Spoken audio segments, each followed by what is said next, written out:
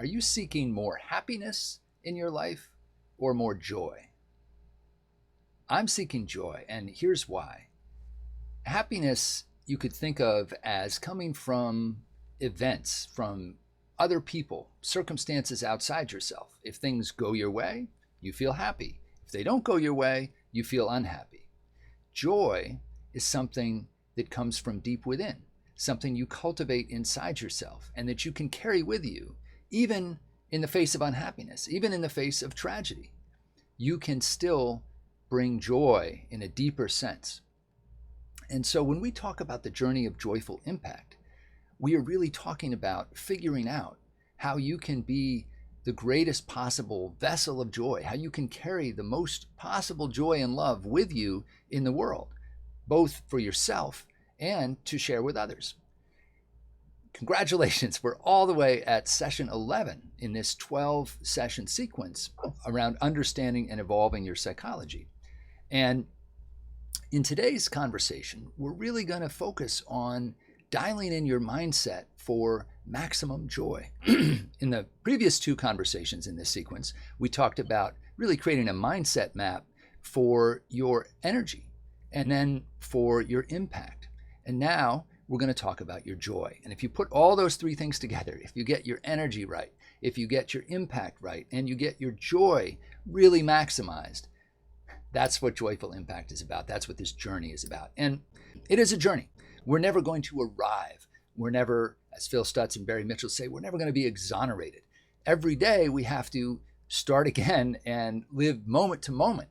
And so the idea in this series is really to understand your internal wiring and get to a place where you can have an evolutionary perspective. You can bring a set of tools to bear on your own wiring, and you can show up in the ways that are most joyful and impactful and most energized. And this is crucial for you as someone with a calling to make the world a better place. So many of us are living our life in response to that call, coming from a place that is not joyful. We're coming from a place all too often that's fearful, that is kind of a scarcity mindset. So today we're going to dig in on this topic of joy, which is probably my favorite topic. And let's just remind ourselves about the distinction between a state of mind and a mindset as we get started, because what we're going for here is a long-term mindset that's oriented towards joy. And remember, we talk about three things as determining your state of mind in any given moment: your thoughts, your feelings, and your actions. And each moment, you have different thoughts, you have different feelings, you have different actions. That's your state of mind in that moment. But when we repeat certain thoughts, feelings, and actions as patterns over time, those stack up and that becomes solidified into a habitual pattern, which you could think of as a mindset. And so we really want to cultivate a mindset that is oriented towards joy, just as we want to have an energized mindset. We want to have an impactful mindset. And the way that we do that is, it's like working out. It's like developing a set of behaviors, thoughts, feelings that we put together in certain combinations that allow us to feel feelings of joy, and not just to kind of make it up, but to really be coming from a place where it's authentic. So that's what this worksheet is really here to do. We're going to walk through a set of questions that you can use for journaling. And again, these are questions that you could actually write out the answers to, or you could use them as questions for reflection. Some of you like to, wake up first thing in the morning and actually pick a question and reflect on it. Even if you never write down your answers, you've got your mind going on this question. Others of you may want to actually fill out the third page of this worksheet, which is basically a one-page map. If you're into kind of like capturing everything and having it for easy reference, this page here you can fill in, and it will literally, basically you can translate your answers to these journaling questions into this mindset map and have it for reference. And that's certainly an approach that I love to take, and I'll share some of what's in my mindset map in this conversation, as I have done in our previous conversations about energy and impact. So what are these questions we want to reflect on today? Well, the first is really, what is your ultimate vision for yourself as a joyful being? I love this metaphor of being a vessel of joy and love. The idea being that you want to craft yourself into the largest possible container you can, that you want to be overflowing with joy and love so that you carry that with you and you can bring it to places where it might otherwise not be. But you want to ask yourself, what does that look like for you when you are showing up as your most joyful self? What contributions of love and joy do you get to give to other people? What feelings do you get to experience yourself? And what are the actions, the capabilities that you get to have when you're showing up as that most joyous self? You want to really paint that picture vividly so that it's compelling to you. So we've talked about this idea that clarity of vision is really your purpose. And that purpose is both an anchor and an engine, right? A strong sense of purpose anchors you. If something would blow you off course, you've got that anchor to hold you firm. And it's also an engine. It pulls you forward. It's so exciting that you want to move forward into the future that makes that vision become fully realized. So get clear about your vision for joy. And you want to really also ask yourself why. And that's the second prompt. Why is this vision so important to you? Why does it matter so much to you?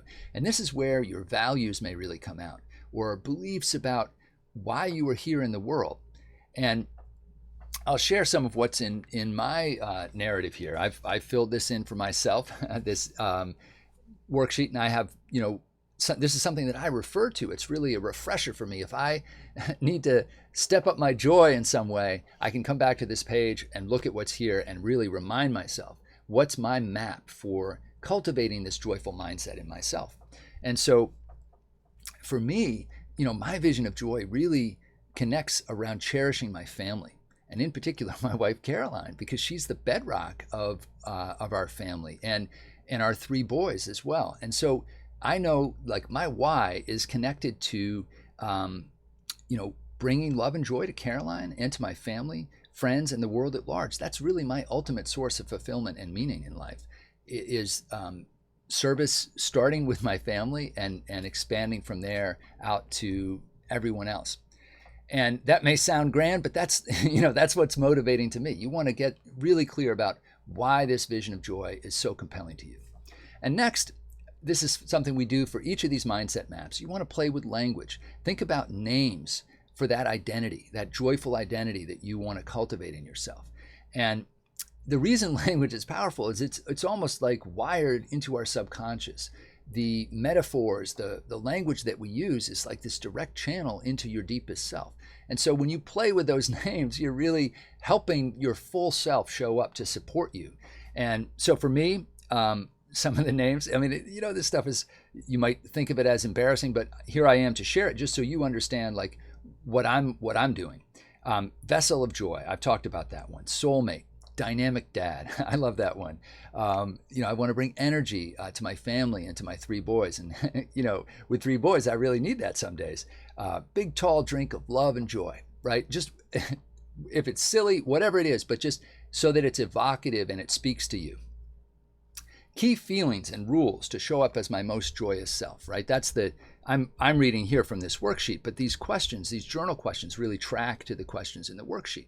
And so the question here is like, what feelings do you value the most when it comes to maximizing your joy? Remembering in earlier sessions, we've talked about feelings as something that you really construct, right? They're made up by you. They're your interpretation of what's going on around you. So we have thoughts, we have feelings, we have thoughts about our feelings. This is what I'm talking about. How do we figure out what are the feelings you really want to have and what are your rules for experiencing those feelings? So for example, for me, the feeling that I want to have is the love of my family. I want to feel the love of my family. Well, what's my rule for doing that?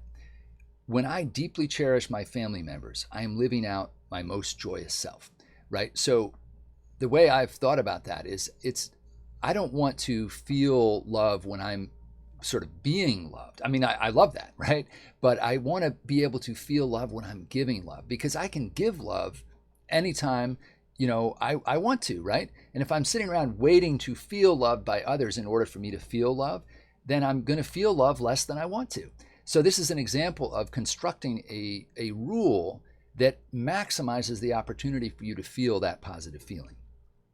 Gratefulness and honor to God. That's another feeling that's really fundamental for me in my own joy. So what's my rule for experiencing that? When I pray and thank God daily, I am laying the foundation for my most joyous self. So again, whatever spiritual tradition you have, or whether you have one or not, you want to think about what's the rule that connects with the feeling you want to have. And so for me, when I have certain practices that I incorporate into my day around prayer, I feel gratefulness and I feel that I'm honoring God. And that's fundamental for me and my own feeling of joy. Positivity and abundance and hope, those are feelings that are, again, at the bedrock for my feelings of joy. What are my rules there? When I bring kindness, compassion, and warmth to all those whose lives I touch, I am an overflowing vessel of joy. So these are just examples of how you can sort of think about what's the feeling and then what's the rule that I have for how I produce that feeling in myself. And so this is really an area where you can reflect deeply. For me, I've thought about this over a period of years. It's taken me a while to sort of distill to what I just shared with you.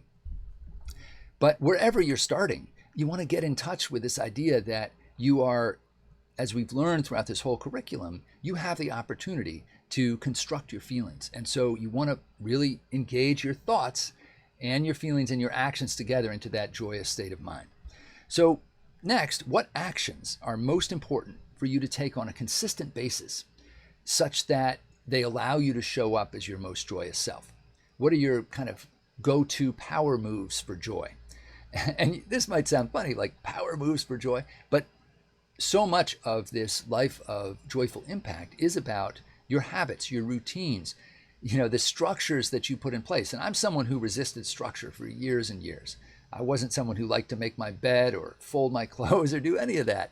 And honestly, in the last 4 or 5 years of my own journey, I've really come to see how some of those daily habits are actually a deep source of joy. And interestingly, in many spiritual traditions, Hindu monks, for example, have 20 different things that they do every day. And I don't know enough about that tradition to describe it exactly, but I learned this from a former monk and now a priest, Dandapani, who talked about his time in a Hindu monastery and how sweeping out his living quarters was actually an act of devotion and a source of joy for him.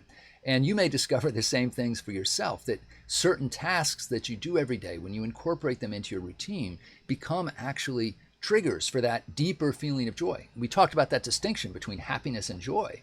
And joy sometimes comes from, places, it's because you're cultivating it from within. Some of the things that you might have resisted in the past, you might want to open your mind up to think about, like a meditation practice, for example. I struggled for years. I didn't think I would ever meditate, or I didn't want to meditate. And now it's one of my deepest sources of joy and grounding for me. So my go-to actions for maximizing joy, something morning priming, which I learned from Tony Robbins, starting with 3 minutes of gratitude. I learned that from Warren Rustan.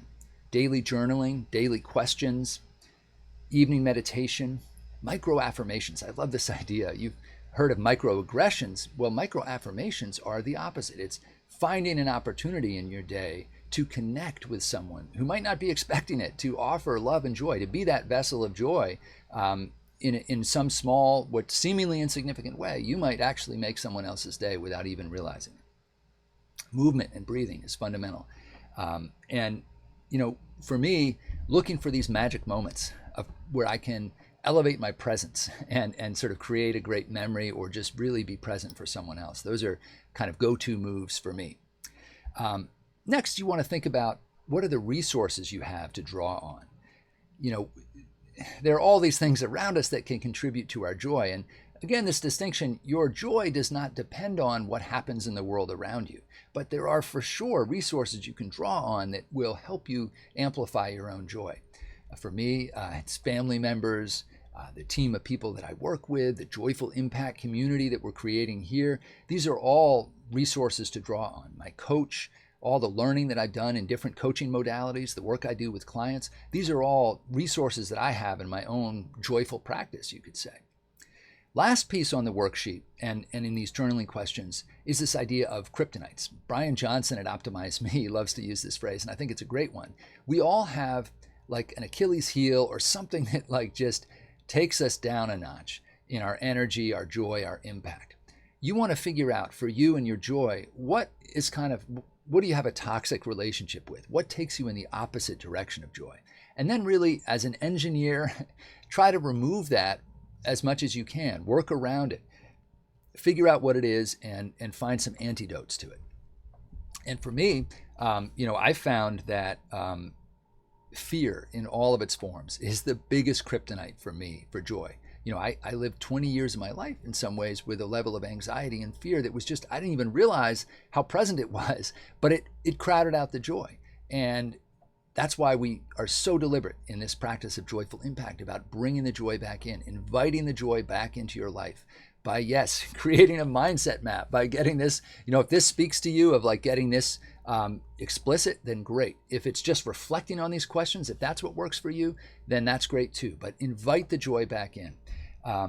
Comparison to others, we've talked about that as getting in the way of impact. It gets in the way of energy. For me, for sure, it gets in the way of joy. You can celebrate other people, but when you start to compare yourself with other people and think, oh, maybe, I wish I had what they had, or I'm not as far along as they are, it's just a joy killer. You don't want to do that. Focusing on significance and recognition, that's another one. If that's, because that's partly what leads you to compare yourself to other people. So try to engineer that out of your life, or just when you feel yourself going down in that direction, move in a different direction. Poor sleep, nutrition, and exercise. For all of us, I think that, none of us are at our best when that's the case. And for me, I know for sure, the more I can dial in sleep, nutrition, and exercise, the more joy I'm going to feel.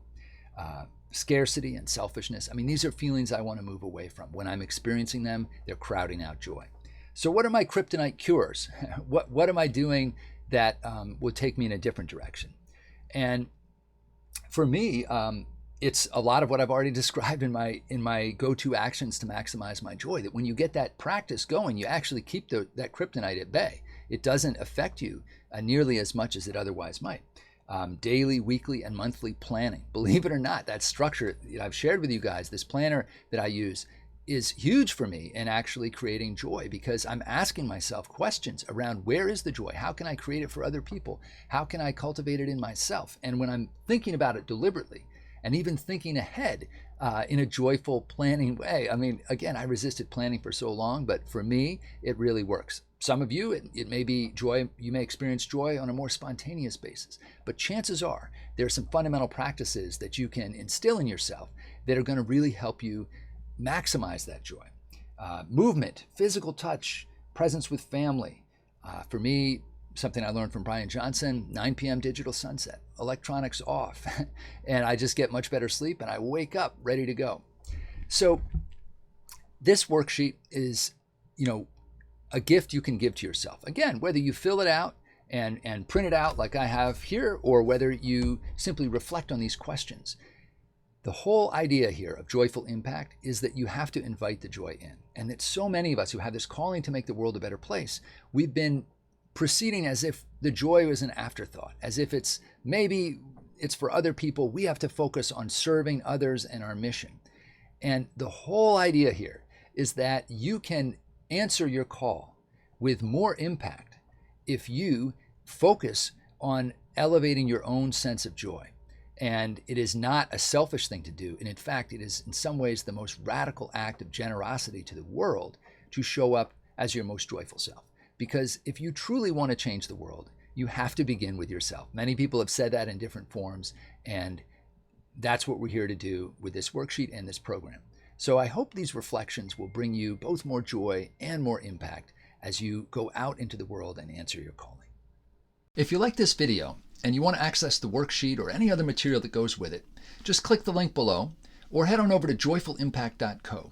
That's the website where we have all the material we use for working with coaching and personal development for change agents. You can set up a free account in the members area, and you can also check out the blog where we have new content coming out all the time. Why are we putting all this out there for free? Because the world has never been more in need of a new greatest generation of change agents.